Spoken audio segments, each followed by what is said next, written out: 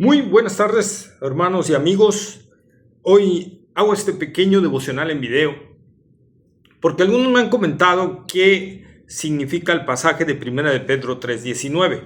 Es un pasaje que requiere mucha atención y mucho escudriño de la palabra de Dios, mucho estar escarbándola a la palabra de Dios para poder interpretarlo correctamente. Algunos quieren hacerlo, ¿verdad?, de manera superficial, y así no vamos a sacar el verdadero significado. Para esto tenemos que leer desde el 28 hasta el 21. Dice la palabra de Dios en 1 de Pedro capítulo 3 versículo 18 al 21: porque también Cristo padeció una sola vez por los pecados, el justo por los injustos, para llevarnos a Dios, siendo a la verdad muerto en la carne, pero vivificado en espíritu, el cual también fue y predicó a los espíritus encarcelados, lo que en otro tiempo desobedecieron, cuando una vez esperaba la paciencia de Dios en los días de Noé, mientras se preparaba el arca, en la cual pocas personas, es decir, 8, fueron salvadas por agua. El bautismo que corresponde a esto ahora nos salva, no quitando las inmundicias de la carne, sino como la aspiración de una buena conciencia hacia Dios por la resurrección de Jesucristo. Y bueno, nosotros vemos ahí el pasaje que el Señor Jesús fue y predicó a los espíritus encarcelados. ¿Quiénes eran y dónde estaban estos espíritus encarcelados? El contexto nos los dice que eran los del tiempo de Noé, ¿verdad? Los que desobedecieron o fueron indiferentes a la predicación de Noé, no entraron al arca y perecieron. De ellos está hablando. ¿Qué significa entonces que bajó y predicó a los espíritus encarcelados? A simple vista y de manera superficial, el texto pareciera decir que Cristo bajó al infierno para predicar a los que desobedecieron al mensaje de Noé. Pero no es así. Pongamos atención, ¿verdad? Si bajó porque solo predicó a los de la generación de Noé, o sea, si bajó porque solo fue a predicar a los de la generación de Noé y todos los demás que están ahí, de las otras dispensaciones, ¿qué sucedió con ellos? ¿Verdad? ¿Que acaso en el infierno nada más están los de la generación de Noé y los de las otras generaciones no? ¿Desaparecieron? ¿Se esfumaron? ¿O en el infierno hay cubículos por dispensaciones? ¿Verdad que no? Eso no nos lo dice la palabra. Y no es así la interpretación, ¿verdad? Rotundamente no. Tampoco los agarró y dijo: a ver, los de la generación de Noé, vaya para este lado. Pues no, tampoco. Porque en el infierno, de acuerdo a lo que vemos en la parábola del rico y Lázaro, ni siquiera se van a estar viendo los unos a los otros. El mayor tormento que va a tener los hombres allí es la soledad, porque no van a ver a los que están a su lado.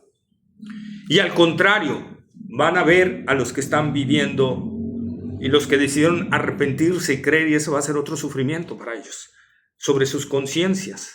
El castigo en el infierno es tremendo, hermanos. Así que no puede ser eso, ¿verdad? No hay tal cuestión en la Escritura, no hay separamientos por dispensaciones o por élites o por estatus social o por nada, no hay nada de eso, ¿ok? Entonces, el texto no puede significar definitivamente lo que algunos predicadores dicen por ahí, que Jesús bajó al infierno y predicó. No, ¿verdad? El apóstol Pablo nos va a dar una referencia que nos puede ayudar mucho. En Efesios capítulo 2, versículo 17, dice: y vino y anunció las buenas nuevas de paz a vosotros que estabais lejos y a los que estaban cerca. ¿De quién está hablando aquí Pablo? Bueno, los versículos anteriores, de Cristo. Y si nosotros lo tomamos así como tomamos a 1 de Pedro, entonces quiere decir que Cristo, después de que resucitó, fue a la ciudad de Éfeso y a las comunidades circunvecinas a predicar el evangelio. Y eso no. Claramente la Escritura nos afirma que fue Pablo el que fue ahí a predicar el evangelio, ¿verdad? Pablo fue el que abrió esas brechas. Pablo fue el que inició el evangelio por allí, ¿verdad? Y nosotros tenemos que ver eso. Entonces no está significando que Cristo realmente fue allí. Lo que está diciendo, hermanos, ¿sí?, es que de alguna forma, y se lo voy a poner así antes de explicarlo, Cristo estuvo allí. ¿Sí? Cristo estuvo allí. Veamos también lo que escribe el apóstol Pablo de 2 de Corintios capítulo 5 versículo 20. Así que somos embajadores en nombre de Cristo. Fíjate lo que dice. Como si Dios rogase por medio de nosotros, os rogamos en nombre de Cristo, reconciliaos con Dios. Ojo, aquí Pablo no le está dando este mensaje a la iglesia de Corintio que se reconcilie con Dios. No. Pablo está hablando de nuestra función como embajadores y se lo está diciendo a la iglesia de Corintios, que a través de nosotros Dios está invitando a las personas a reconciliarse con Él. Es como si rogase por medio de nosotros, dice el apóstol Pablo. Es como Dios nos utiliza para llamar a las personas al arrepentimiento, a la fe verdadera. Así entonces ya podemos entender el pasaje de 1 de Pedro, capítulo 3, versículos 19 y hasta el 21. Igual el de Éfeso 2, 17. ¿Qué significa? No es que Jesús haya ido a Éfeso, es que Pablo, como embajador de Cristo, llevó el evangelio y es como si Cristo estuviese hablando allí. Lo mismo sucede con cada uno de nosotros. Cuando llevamos el evangelio a algún lugar, es como si Cristo estuviese allí predicándole a las personas, hermanos. Cuando la iglesia se reúne, Cristo está allí. Entendamos esa parte, ¿verdad? Hermanos, individualmente somos representantes de Cristo. Como iglesia, pues aún más. Entonces nosotros tenemos que entender esa parte.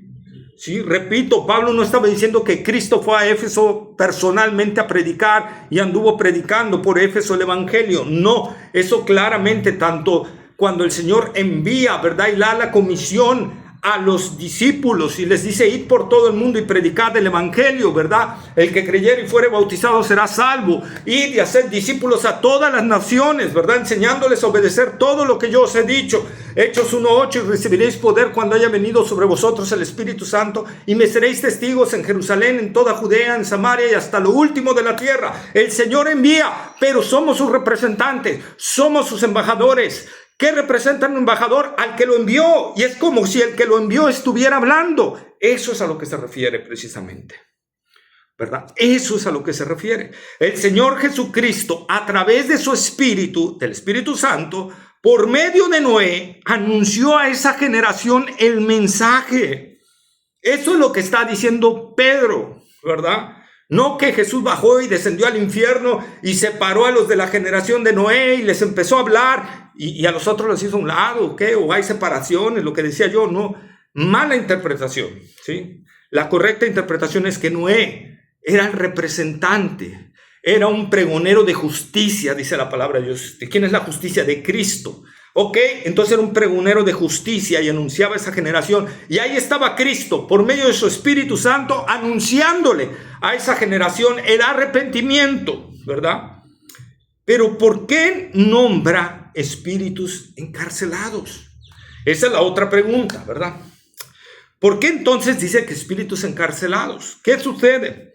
Bueno, la Biblia no lo responde, hermanos. Por eso les digo, no es tan difícil, pero sí hay que escudriñarle. Y hay que meterle. La Biblia nos lo responde por la situación espiritual de todo hombre que está sin Cristo. Desde la caída de Adán y Eva, desde esa caída, el hombre está preso de su propio pecado. Está en esclavitud. En Hechos, por ejemplo, encontramos a Simón el mago, ¿verdad?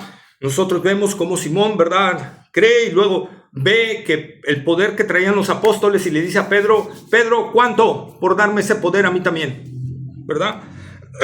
¿Y qué le responde Pedro? Veamos Hechos capítulo 8, versículo 22 y 23. Arrepiéntete pues de esta tu maldad y ruega a Dios si quizás te sea perdonado el pensamiento de tu corazón, porque en hiel de amargura, y fíjate bien, y en prisión de maldad veo que estás. ¿Estaba preso Simón en ese momento físicamente? No. Pero sí su alma, sí su espíritu. Estaba en prisión de maldad. ¿Qué es la maldad? Oscuridad, en prisión de oscuridad.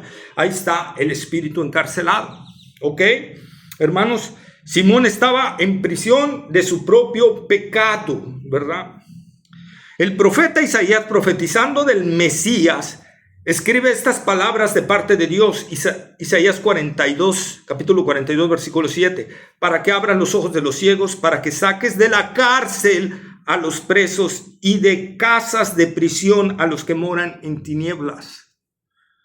Jesús no anduvo abriendo cárceles físicamente, ¿verdad? Pero sí la cárcel espiritual. Sí, esa prisión en la que está el hombre víctima de su propio pecado, de su naturaleza pecaminosa, ¿verdad? Él está preso por su pecado. En Isaías 61:1 también hablando del Mesías, el Espíritu de Jehová el Señor está sobre mí, porque me ungió Jehová, me ha enviado a predicar buenas nuevas a los abatidos y a vendar a los quebrantados de corazón, a publicar libertad, ¿a quiénes? A los cautivos, y a los presos apertura de cárcel. Ahí está una vez más, ¿verdad? Adicional, que la Escritura nos habla varias veces que los hombres son esclavos del pecado. ¿Sí? Ustedes no son libres, les dijo Jesús, ustedes son esclavos de su pecado, ¿se acuerdan? Pablo en Romanos capítulo 6 nos dice que todo aquel que obedece al pecado es porque es esclavo del pecado, ¿sí? Y esa es la realidad, esa es la prisión, esos son los espíritus, lo que significa espíritus encarcelados. Eso es, las personas que están en desobediencia delante de Dios están en cárcel de su propio pecado, de su propia naturaleza pecaminosa, y no pueden salir por sí mismos, no pueden, no encuentran la salida porque están en prisiones de oscuridad. Cuando estás en la oscuridad no puedes ver la salida, ¿verdad? Además nos gusta ese estado, que es lo peor. Esa es la secuencia más terrible del pecado, de nuestra naturaleza pecaminosa, que nos tiene presos, ciegos, pero a la vez contentos con nuestra manera de vivir, ¿verdad? Pero ¿por qué toma entonces el apóstol Pedro este ejemplo? ¿Por qué lo toma? ¿Por qué no toma las otras dispensaciones? ¿Por qué las ignora? ¿O nada más la generación de Noé era la que estaba así? La respuesta la hallamos en el contexto de esta epístola en Primera de Pedro, ¿verdad? Ahí mismo, en ese mismo capítulo, pero que está hablando del bautismo, hermanos. Pero no del bautismo en agua, sino del que hace el Espíritu Santo al incorporarnos al cuerpo de Cristo, del cual fuimos lavados por la palabra de Dios y fuimos incorporados por el poder del Espíritu a Cristo. Por ejemplo, Juan capítulo 3, versículos 5 y 6, cuando Jesús les dijo a Nicodemo, Nicodemo, si no naces del agua y del Espíritu, no puedes entrar en el reino de Dios. Si no naces del agua, ¿verdad? Ahí está hablando el agua, aquello que nos limpia, la palabra de Dios. Si no naces de la palabra de Dios y del poder del Espíritu, para que eso se haga viva, esa palabra, no puedes entrar en el reino de Dios. Ahí está hablando precisamente de ese lavamiento, de ese bautismo que hace el Espíritu Santo, ¿verdad? Y como Pablo lo dice en 1 Corintios capítulo 12, versículo 13, porque por un solo Espíritu fuimos todos bautizados en un cuerpo, sean judíos o griegos, sean esclavos o libres, a todos se nos dio a beber de un mismo Espíritu. Ahí está, a beber, otra vez está el agua y está la cuestión del bautismo. Pablo lo está diciendo. Cuando nosotros fuimos bautizados por el Espíritu Santo, ¿verdad? En el cuerpo de Cristo.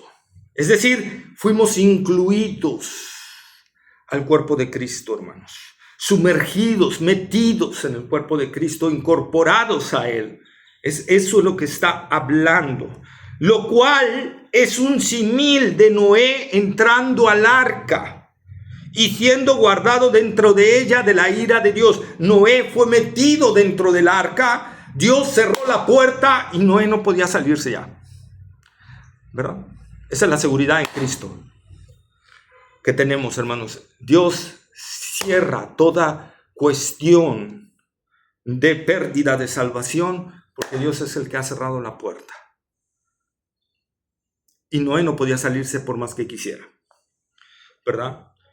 Hasta que Dios abrió el arca. Dios abrió la puerta. ¿Se acuerdan cuando le tocaron a Noé? Noé, ábrenos. No puedo porque Dios ha cerrado la puerta. Noé no podía abrir, por más que quisiera, él no podía abrir esa puerta. ¿Sí? ¿Quién nos separará del amor de Cristo? Tribulación, angustia, persecución, hambre, desnudez, peligro, espada, espíritus, demonios. ¿Qué nos puede? Ángeles, principados. ¿Qué nos puede separar del amor de Dios? Nada, hermanos. ¿Nosotros? Tampoco. Así como Noé no podía salir del arca, así también nosotros no podemos salir de Cristo. El amor de Cristo nos escudriña, si en verdad eres de Cristo. No ocupes la seguridad de la salvación para creer que puedes alcanzar salvación cuando en verdad no ha habido un cambio en tu vida, cuando en verdad no ha habido frutos en tu vida. Necesitas ver eso, obviamente. No nos engañemos tampoco, ¿verdad? Pero es de lo que está hablando Pedro, de esa parte, de ese simil, de no entrando al arca y siendo guardado dentro de ella de la vida, de la ira de Dios. Así, hermanos amados, somos embajadores de Cristo. Estamos entonces proclamando a Cristo. ¿Representamos a Cristo realmente con nuestra vida? Tenemos que preguntarnos eso, tenemos que ver si en verdad lo estamos haciendo. ¿Estamos anunciándole a la gente el diluvio de la ira de Dios que se aproxima? ¿Estamos siendo como Noé, pregoneros de justicia? ¿Estamos rogándole a la gente que se arrepienta y se entregue su vida a Cristo Jesús? ¿Qué estás haciendo como embajador de Cristo? ¿Qué estás haciendo? Porque así como tienes ese título, tienes esa responsabilidad y vas a rendir cuentas delante de Dios. Espero les haya aclarado la escritura en este pasaje complejo de Pedro, ¿verdad? Está complejo, pero ya vimos. Escarbándole podemos entender el simil que Pedro está utilizando para hablarnos de esto. Además, yo le puse aquí como una reflexión que no sé si es una invención, ¿verdad, hermanos? Pero cuando llegue al cielo le voy a decir a Pedro, no solo Pablo escribía cosas difíciles de entender, ¿eh? No solo Pablo. Pero bueno, hermanos, espero que les haya sido entendible este pequeño estudio de 1 de Pedro 3:19. Espero que haya aclarado muchas dudas. Que Dios en su infinita misericordia nos dé sabiduría para ir comprendiendo la palabra de Dios. Les pido que oren por un servidor para que Él me dé sabiduría y gracia para seguir explicando la palabra de Dios, que me abra las escrituras para poder entenderle, porque dependo 100%, créanme que dependo 100% de la gracia y de la sabiduría y del poder de Dios, porque los que me conocen saben que tengo una memoria de teflón, ¿verdad? Entonces dependo de eso, de Cristo. Y hermanos, que la gracia del Señor Jesucristo sea con todos aquellos que le aman en verdad y desean ser embajadores fieles y devotos del Señor. Dios te bendiga.